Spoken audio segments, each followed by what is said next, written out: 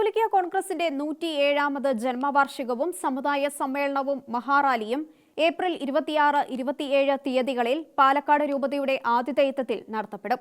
വന്യമൃഗ ആക്രമണത്തിൽ ശാശ്വത പരിഹാരം, കാർഷികോൽപ്പന്ന വിലത്തകർച്ച, ലഹരിയിൽ നിന്നും ലഹരി മാഫിയയിൽ നിന്നും സംരക്ഷണം, ഗൂഢോദ്ദേശപരമായ അധിനിവേശങ്ങൾ, ജെ.ബി. കോശി കമ്മീഷൻ റിപ്പോർട്ട് തുടങ്ങിയ വിവിധങ്ങളായ വിഷയങ്ങൾ സമ്മേളനത്തിൽ ചർച്ച ചെയ്യപ്പെടും.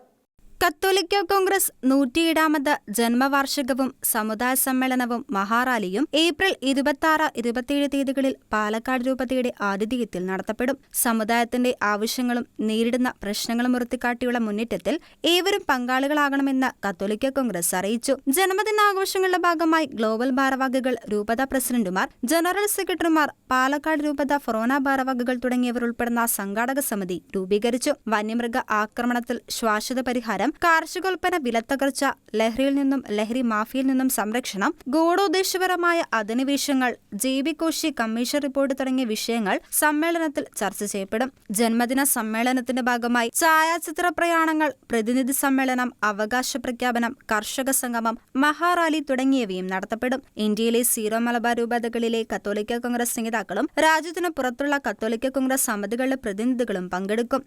Church desk, Shekinah news.